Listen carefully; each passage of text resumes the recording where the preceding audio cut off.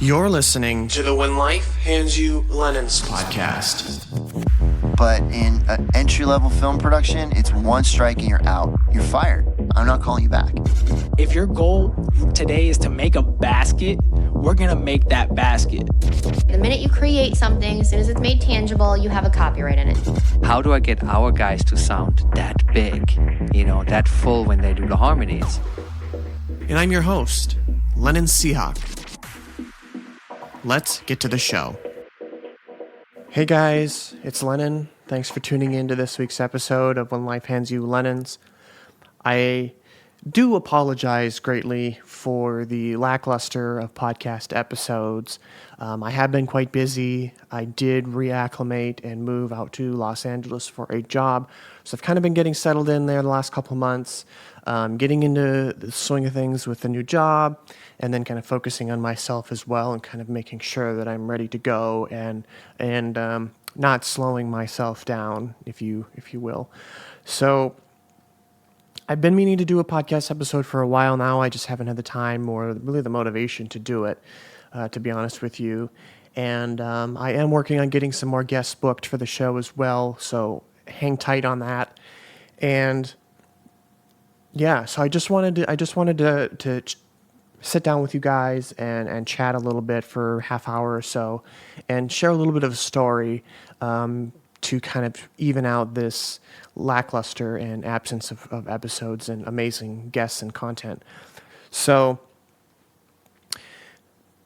many of you, and maybe you don't know if you don't follow me or are not friends with me or haven't been keeping up with me, I've wanted to move to Los Angeles for 5 years or so. Probably halfway through my college career, I kind of made a decision. I'm like, I think for the industry that I want to be in and the people that I want to connect with, I think that Los Angeles is what and where I need to be. And so I did many, many hours of research. I've connected with numerous people out here, and I've asked many questions and learned as much as I possibly could about the city, the culture, and the state, and everything like that. And I just thought that, if I really want to make an impact in the world, in my professional career, in my personal career, and move on without leaving any doubts in the future. I know I've talked about that in the past, of not being happy with where you're at because you don't do certain things. And to go off on a tangent a little bit, if you want to take a trip to, your dream location, then do it. Because in 10 years, you may not have that opportunity. And then 10 years ago, you will have regretted and be like, I wish I would have went on that trip when we had the chance. Maybe we don't have all the money, but we can move money around and make it work. So I didn't want to do that with sticking where I want to be or finding a job elsewhere and moving up there or like Nashville or New York or Chicago or Miami, because those are all beautiful places. But Los Angeles is where my heart and my mind really was. And to do that, I had to jump through so many hurdles. I sacrificed so much. I did things I did not want to do, but I finally made it happen 2 months ago. So leading up to that point, I worked a very kind of minimum wage job, met amazing people, and for a year I did that. So I started that job back in July of 2018, or June 2018, I'm sorry. No, was it July? I think it was June. Yeah, I think it was June. I'm pretty sure it was June. So I started in June, and I worked up until July of this year. And while it was a good job and it allowed me to save money and keep the bills under control and meet amazing people, it wasn't what I wanted, and I felt like I was taking a step back by accepting that position. But in reality, after 3 to 6 months passed by, I kind of realized that things were picking up. I was getting more traction towards Los Angeles. I was saving more money. I was meeting more people, and things were kind of being put into motion. So I kind of just went with it. So from January up until I left that job in July, every week I worked 55 plus hours. 55 hours. And some weeks, once a month, there was an event that took place that on a Sunday that we had to work. It was mandatory that we had to work. And it could vary from 7 to 9 hours roughly. So at that point that week I would usually do 60 to 65 hours a week because of those additional hours. And yes, my paychecks looked mighty fat. They looked very nice. But at the end of the day, the job wasn't what I wanted, but I kept telling myself and reminding myself that this was a step in the right direction. Sometimes you're given and provided opportunities where you might not think it's the right step forward, or you might not think it's the most logical step, but it really is. Because if it weren't for that job, I would not be in Los Angeles at this point, in this moment, right now, recording this podcast from my apartment. It's extremely expensive, but it's my own apartment in Los Angeles. And I'm so forever thankful, and I'm still to this day shocked at how I've done it and how I had the mental capacity to do it. But even since January, and during that job, I had a bunch of setbacks that I didn't think I would be able to get over or kind of hunch over. And I did, thanks to friends and family and colleagues and coworkers and fellow alumni of the school I graduated from. And these people were so supportive. And so moving forward a little bit to about middle of, or 3/4 of the way through the year, a quarter of the way through the year in April, my family came down to visit. And we were coming back from playing mini golf, and we were in a car accident. Thankfully, nobody was hurt. Nobody involved in the car accident. Nobody in my car was hurt. We were all just shaken up a little bit and a little bit frustrated. I was super upset because at that point I had all my credit cards paid off and all my bills were under control, and almost every one of my paychecks was going to my savings account, and I was going right into saving a bunch of money, other than, paying rent and, groceries and things like that. But everything else was completely under control. And I was mad because upset and frustrated because this was another big setback. I'm like, I'm going to have to drain my savings account to buy another car, to get this one repaired, whatever it was. Again, thankfully, nobody was hurt. Nobody in my family was hurt. Nobody in the cars were hurt. So it could always be worse again. So this car accident was a setback. The car accident happened not far from my apartment. And thankfully, my mechanic was right around the corner as well. So I gave him a call. I said, hey, I was just in a car accident. The car's still drivable. Would you mind if, I know you're closing soon, but would you mind hanging around for a couple minutes while we finish up the paperwork and finish up with the sheriff's department, highway patrol? And I come over there and you give me a quote and we can kind of make a decision from there. So we finished up the paperwork. I went over to the mechanic and he quoted the damage as being roughly $1,300 to $1,400. And granted, my car was a 2003 Chevy Impala. I got it for free from my grandpa just before he had passed away. And so there was a few minor things that I had to put money into, but since then there was no car payment. There was nothing like that on the car. It was just basically maintenance whenever something came up. And since I had the car back in 2012, I believe is when I got it, 2013, 2012, I think, I had put probably $8,000 into the vehicle with different things that would come up and different, issues. And that excludes gasoline and oil. Well, oil changes I included, but gasoline excluded. So $8,000 into an older car that wasn't even worth $2,000. And always told myself, I'm like, I could buy a really nice car for the money that I put into it. But at that point, I didn't have the money to move forward and get a car. And for many of you that know me, my dream car is a Tesla. And they're quite expensive, but they're more economically friendly. They are financially more feasible, but the end price and the purchase price of the vehicle is something that I wouldn't be able to pay out up front. It's something that I would need to take out a loan for because I don't have $50,000 laying around, unfortunately. Anyways, I kept thinking this car is totaled. I don't want to repair it because I put so much money into it. At that point, if I had repaired it, I would have spent almost $10,000 on this car. And so I told my mechanic, I said, just hold on to it for now. If there's, we're going to have to start looking for a new vehicle because I don't want to put any more money into this vehicle. And my mom and dad had said that too, like it's not worth it. I think it's time to move on and get something different.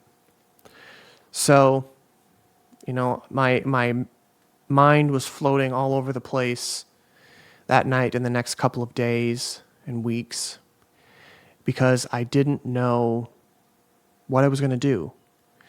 Was I going to buy some kind of junker car that would just get me from point A to point B? Would I spend a little extra money to get a decent car that would last me for 2 to 3 years until I can at least get a newer car or my Tesla if it came to it? What was I going to do? So I was carless for, I don't know, close to a month. So my mind continued to wander. I spent hours on Craigslist, on all kinds of every car shopping site you can think of. I was on it looking and searching for a good, reasonable car. I also had my mechanic. He was out looking for a car. He did find one. I didn't really like the way it rode, I guess. I'm just the way it drove. It just wasn't really what I was anticipating it to be. So I'm like, let's keep looking and I'll see if I can find something. And I did. I found, sure enough, a 2013 Chevy Impala for a good price. And I put that in quotes, good price. And so I gave the buyer a call, or the seller a call. And they said, yeah, come on out and look at it. Give it a test drive. And I did. And I'd never bought a car like this by myself. I didn't know anything about buying a new used car. So I was calling my dad, my mom, like, am I doing this right? He said this, do I do this? How does this work? And, all this stuff. And with the title and the registration and the car insurance and this and that. And they were offering me that we can do a fast title and we can get your car registered now and this and doing all this. And I was like, I don't know what to do. I'm panicking. My anxiety is going absolutely through the roof. And I'm freaking out because I feel like I'm being taken advantage of because I'm younger and this gentleman was probably middle-aged and maybe a little bit older, and he was saying how, oh, you're a good guy, well, I'm going to give you a good deal on this. And, prior to purchasing the car, I ran the VIN number, I bought the Carfax report, and everything looked good. It's just that the trail of things was a little fishy. So I ended up purchasing the car. I got the seller to do things my way, the way that I was comfortable in, because I didn't know the way that they were suggesting was legit or not.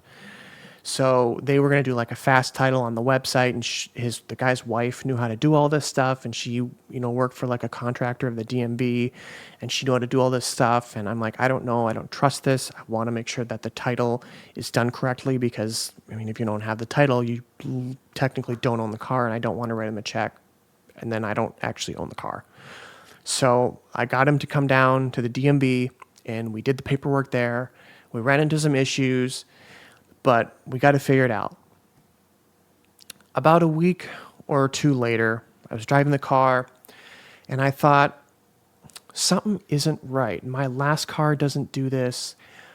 My partner's car doesn't do this. My parents' car doesn't do this. My brother's car doesn't do this. And I didn't really take note of it until a couple weeks later, and I was really kind of focusing on it. And when I shifted from reverse into drive, it would take probably 3 seconds or so to shift. And it would shift really hard.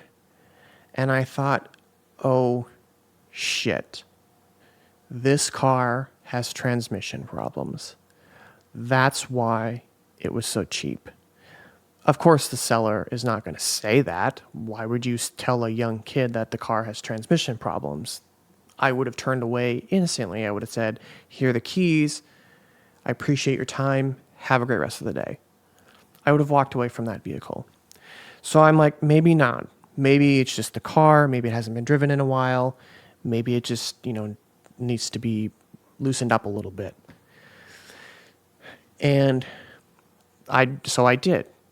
And one night I was coming home from a movie, and as I was slowing down, the car jolted forward, and I knew at that moment that something was not right.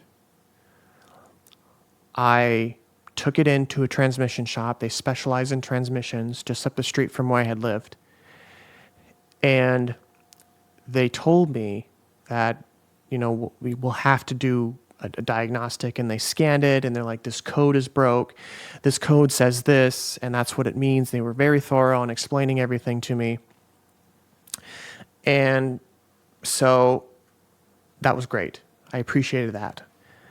So I dropped it off. I left it to him, and I'm like, you know what? If you can just dig a little bit deeper and tell me what the problem actually is, I would appreciate that. And they did. And they quoted me $1,800 to have the transmission rebuilt. $1,800 after I had just dropped thousands of dollars on this vehicle. I needed to put $2,000 more into a vehicle. Mind you, this is all coming out of my savings account. And I'm thinking, I am never going to get to Los Angeles. If I get offered a job tomorrow, I will not be able to take it because I can't afford it. I physically, financially can't afford to move. The moving expenses will be far too expensive. Anyways, we had to move forward. I made a decision with my dad, this has to be done. I have no other option.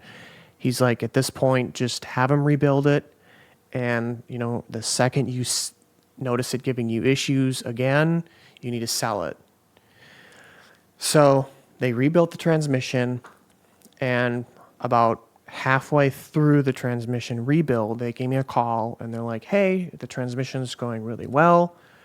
However, there's a part in the transmission, it's the computer, and it basically controls when the transmission shifts. That's also broke, and that's what was giving you your issue. That's an additional $800 to fix. So on top of the transmission rebuild, I was having to dump an additional $800 into it. So $2,600 total for a brand new, quote unquote, car that was in great, quote unquote, condition. And I thought, I'm not going to get a break here. I'm not going to get a break. And I didn't want the burden to fall onto my family. I didn't want to have to lean on them. I wanted this, this was my decision. I bought the car. I could have went with something else, but I had to have this car. And it bit me in the ass. And I paid for it. And now I look back and I learn on it, and I'm sharing this story with all of you because I feel that it helped me get to where I am today. So I thought, I'm never going to get to Los Angeles. This is so expensive. I can't get a break. When is this madness going to stop? After the accident, about a month later, I received a letter in the mail saying that my driver's license in the state of Florida was going to be suspended on this date if I cannot provide insurance information at the time of the accident. Now, I did have car insurance through my family's insurance. The car was insured. It was registered. Everything was fine. We had talked to the insurance company about this prior to anything happening to make sure that everything was going to be Gucci and good to go if anything were to happen and a situation like this were to arise. I got a letter from the state saying that my license was going to be suspended if I can't provide insurance information at the time of the accident. So the insurance that I had on the car was Minnesota insurance, and the paperwork that I had was asking for Florida insurance.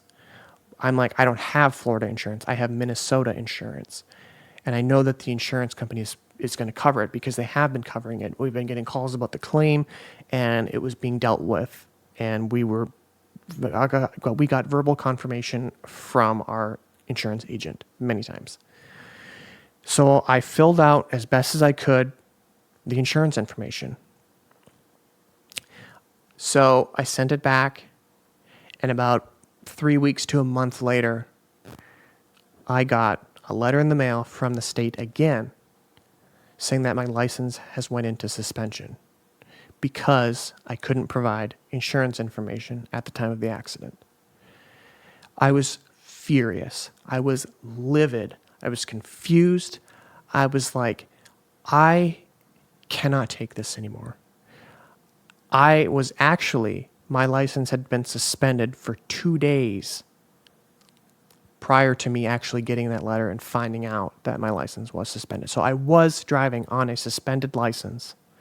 And if I had gotten into any accident or pulled over for any reason, there would have been much greater consequences. And I look back at it thinking, thank God that that did not happen. So I got this letter saying that my license had went into suspension. I made numerous calls to the state of Florida, and trust me, calling the DMV, and I'm sure any state, but specifically Florida, is an absolute nightmare. And I'm sure that anybody that's had to go into the DMV and deal with them understands where I'm coming from. Now imagine dealing with that on the phone and trying to get through and speaking with somebody to actually get somebody to answer your questions. So I called the insurance agent. I was like, why did this go into suspension? Because the letter had stated that the insurance company had denied the insurance, or had denied the claim in the accident. I called my agent, I called the claims department, I called the adjuster. They all stated, we've never heard of that before. We did not deny the claim. The claim is open. We are taking care of it, so I'm not sure what's going on. So I called the DMV. I explained it. They were like, no, we're sorry. It was denied. It was denied. I'm like, who denied it? We're like, they couldn't answer that question. So I called my agent back, and he explained, like, you know what, just give me their number. I'll give them a call because sometimes I can get through to them a little bit better and explain the situation. That goes on for probably a week, and they did unsuspend my license. I didn't have to pay any fees because I got it taken care of right away. And it turns out that my insurance agent spoke with a young lady and confirmed that the state of Florida did in fact have all of the documents that my insurance company had sent over to them that they had requested. They did have all of them prior to the license going into suspension, but they hadn't entered them onto the file yet. If they had entered them onto file, my license would not have been and went into suspension. Why am I telling you all of this? Because A, I like to rant. B, because I like to share the details of a story and not just get into the basics, because everything happens for a reason.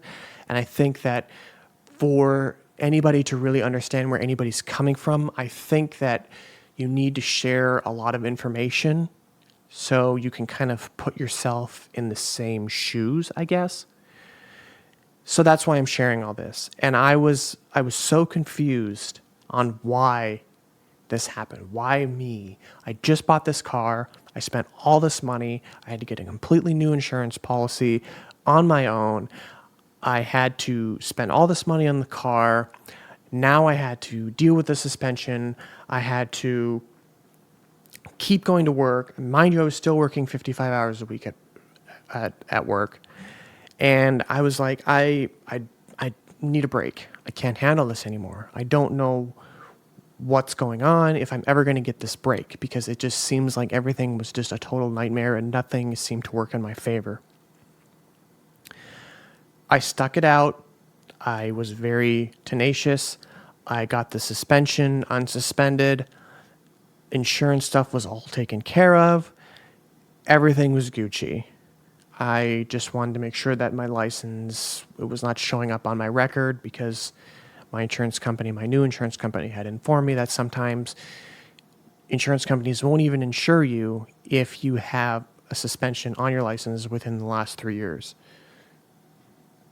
So I'm thinking in my mind, if I get a job next week in Los Angeles or anywhere and I have to get new insurance in that state, I may not be able to get insurance, or I'm going to have to pay a huge premium because I have a suspension on my license. I was not impressed with that.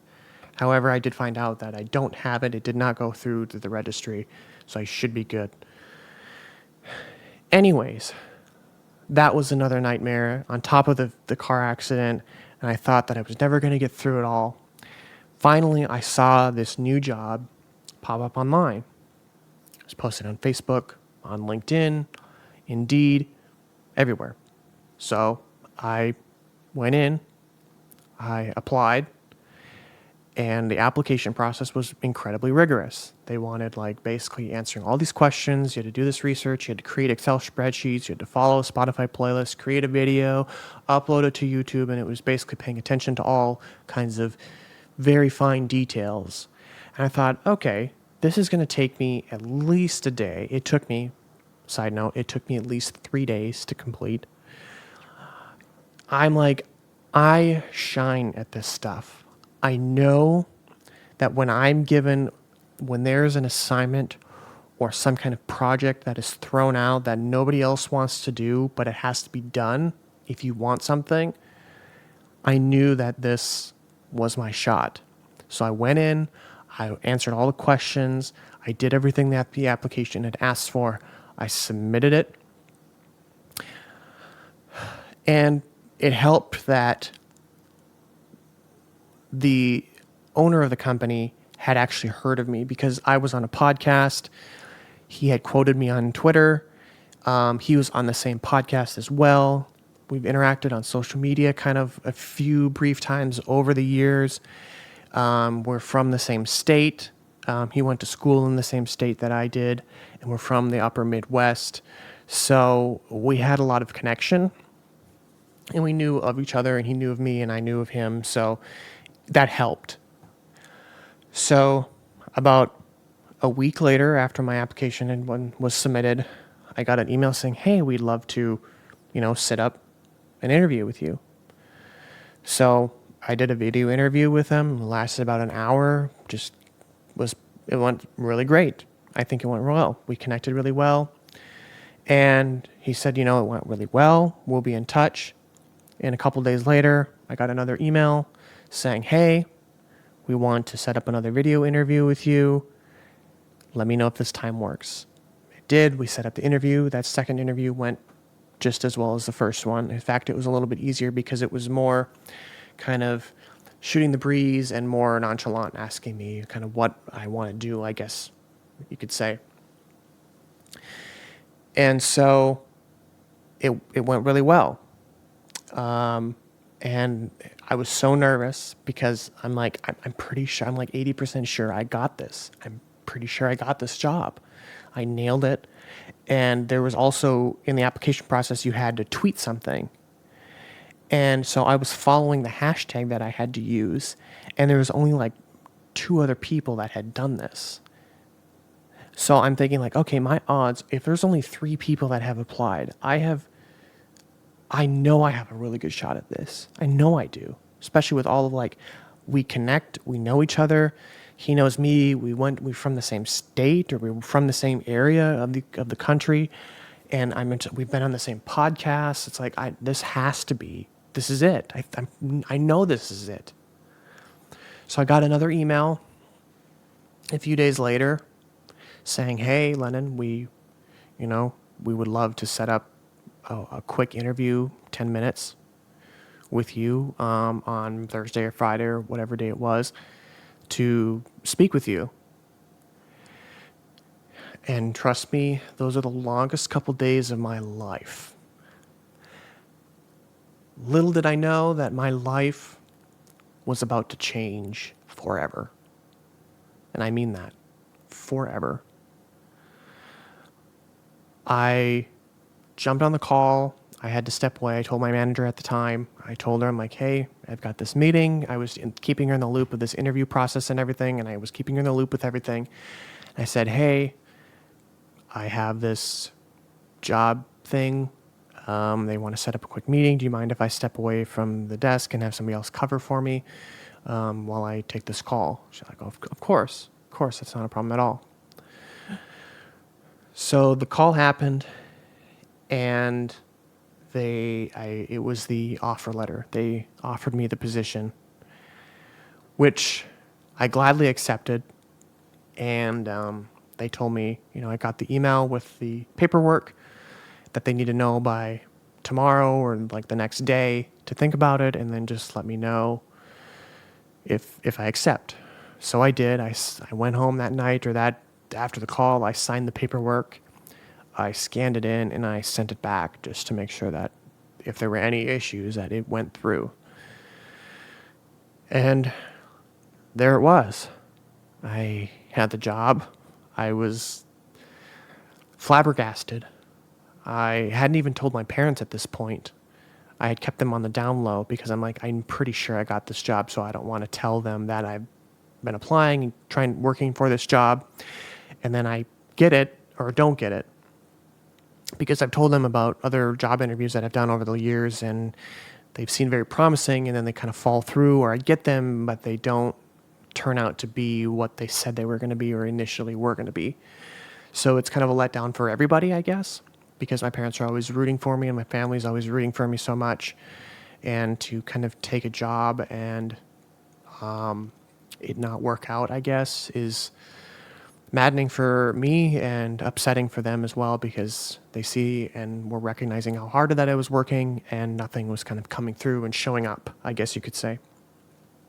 But this job was, and it was a salaried position, and I knew, what I would be making, and I could budget accordingly. And I'm like, this makes so much sense. And I was able to, look for apartments, and I knew what my budget would be, and I wasn't going to have to live in the streets of Los Angeles, thankfully. So that night, I called my parents and I told them, I have some news for you guys. I was interviewing for a job, and I got it. I'm moving to Los Angeles.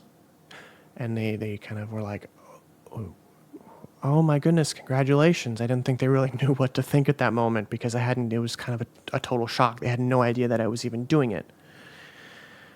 But I wanted to make sure that this one was in the bag, and it was. So right after the call, or the next day, I put in my 2 weeks. Yeah, it was the next day. I put in my 2 weeks at the job,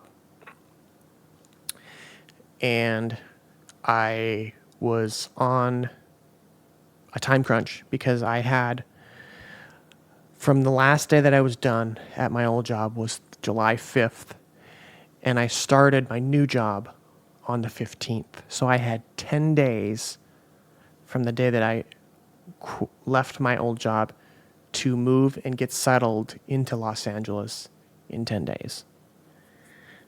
I was freaked out. I was nervous because I did not have an apartment lined up in Los Angeles. I had friends out here. I did not have an apartment. I had no living situation. So I looked and looked and looked. I set up appointments. I was trying to, figure out a schedule. If maybe my aunt or my mom or my brother or somebody would come out, fly out to Los Angeles with me and look at apartments so we could get an idea of the area, find an apartment, sign a lease, and then when moving day comes in, it's going to be smoothless, all that stuff. It wasn't. It just didn't make sense financially to do that, to fly out to Los Angeles, spend $300 on a plane ticket for 3 days, take off work, because within that 2 week period, I was not able to use PTO or anything like that, or miss any days because I had to meet my 40 hours. And if I didn't, I was not able to be rehired. So it just didn't make sense to do that. So what I did is I called a handful of apartments that were in my budget and that I knew that I would like or looked at. They looked nice online anyways. And booked some tours when I got out here. So my dad flew down like the 5th or the 5th, I believe it was, my last day at my old job.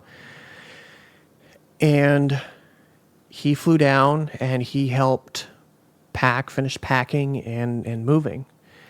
And on Sunday, we left Florida bright and early, and we drove from Florida all the way over to Los Angeles. And I'm still thinking like how the hell I did that and how we did that is incredible, because I'm thinking like that's a long ass way. But it's really not that long, because it's something that I've wanted for so long, and I knew that it's something that I had to do. My anxiety was so high that morning that I left. I left my partner there, not forever. We're long distance. He was moving in with a coworker friend of his. We hadn't been apart this long since we've been together. And everything kind of hit me that morning. My 2-bedroom, 2-bath apartment in Florida was empty. And all the things going through my mind in those moments that I gave my partner a hug and a kiss goodbye. You know, we said it's not goodbye forever. It's just, you know, we'll be calling each other and FaceTiming each other, and we'll both be busy, and we won't, you know, everything's going to be just fine. And it has been. It's been really great so far. We've made it work, and it's perfect. But the things going through my mind in those last 5-10 minutes of being in the apartment make me somewhat emotional at this point. And they really, I was teary-eyed as I was leaving. I was thinking of all the memories that were made in that apartment, all the friends that got to come down and visit, stay with me, family that came down once, twice, 3 times a year to visit and stay. We went and swam at the pool. We did all kinds of touristy things. And all the times, you know, my partner and I, we watched movies, we had friends over, we played game nights, we cooked things together, we did all kinds of fun things. And all those kind of hit me. And I thought, I don't like letting things go and change like that big is something that's scary to anybody. And I encourage anybody that, while it may be really scary, if you have that opportunity to jump on it, it builds character to new levels you'll never, ever be able to experience anywhere else. Just my mind at that moment was going 600 million light years a minute. It was empty. There was no furniture, nothing. The car was packed. The U-Haul, U-Box thing was packed. They were picking it up the next day. There's no turning back at this point. And that scared me. There's no way for me to just throw my hands up and be like, I can't do this. Everything's packed. And I didn't give myself time because I was so busy with work and packing and getting ready and thinking of my future that I didn't think about the memories that were going to be carrying on with me for the rest of my life that I shared here in Florida, or there in Florida, I guess you could say. And to this day, I think of them, and I'm thankful for all the friends and the family and the people that came to visit me, and all the memories that I made in that apartment. I had my golden opportunity. I was provided a job in Los Angeles relating to the music industry / music business. And I knew that I had to take this. This was my shot. I've been trying for so many years. This is it. And we did it. And here I am. I'm settled in. I'm getting in the swing of things. I'm meeting new people. I'm starting my life again. And just a little bit of a side note for those that don't know me, I moved from Minnesota down to Florida back in 2015. Yes, 2015. To go to school. And I went to school. I graduated. I lived in Florida for about 2 years after that. And I just moved out to Los Angeles. So I lived in Florida for about 4 years, almost 5 years, 4.5 years. And the last 2 years after I graduated, I freelanced and I made things work until I got the job. I worked full time. I was able to cut back on my freelancing a little bit and some of the jobs that I didn't really enjoy as much and focus on, saving money. So, moral of the story, and after all my rambling, if you're still listening, I hope you enjoyed the story, first of all. But the moral of the story is everything happens for a reason, even if it's negative. And I got through so many negative things just months before I took this job.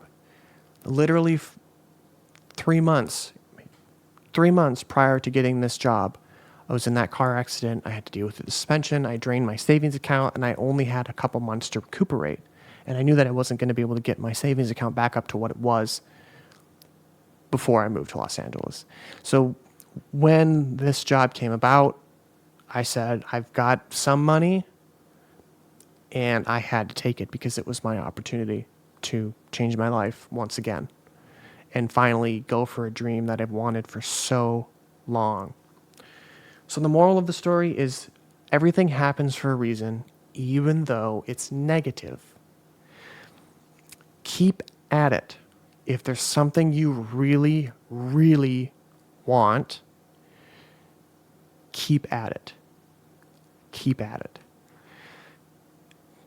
I'm not sure if anybody's familiar or heard of the law of attraction, but I think that plays a part into this as well. And aside from, the hard work, the dedication, the tenacity, and everything else that you do to get to where you want to be, but the law of attraction helps as well. And for those that don't know what the law of attraction is, basically, if you're attracted to something and you always think about it and you're basically, it's kind of a goal, basically. If you're always attracted to it and you're thinking about it, it will happen. And for me, I was always thinking of Los Angeles, and everything that I kind of did revolved around me moving to Los Angeles. Do I want to spend this much money on this? No. Why? Because I need to save for Los Angeles. Do I want to do this? No. Why? Because it's too time consuming or it doesn't align with what I want to do in Los Angeles. So now that I've moved out to Los Angeles and I'm living in my dream city that I've wanted to live in for many years, I can move on, check that off my dream list, and move my sights to the next thing, which is getting my Tesla. And if I keep at it on this track, I'm planning on having one by at least next summer. If all goes as planned, I will be driving a Tesla next summer. And that is exciting. It's motivating. And now everything that I do revolves around getting that Tesla, saving for the Tesla, and taking over whatever I need to take over and conquer to achieve that dream. hard work will need to continue, if not working harder, to make sure that I can afford it, because it will be more expensive than what I'm paying now. I will have a car payment. I will have higher insurance. But I've already been doing research, crunching numbers, ballparking things. But I've got my eyes set on a prize, and I work very hard to do it. And I'm thinking at the same time, I'm continuing to work this job and helping somebody so established in the music industry. And there's so many things that I want to do either as a side project or things like that. And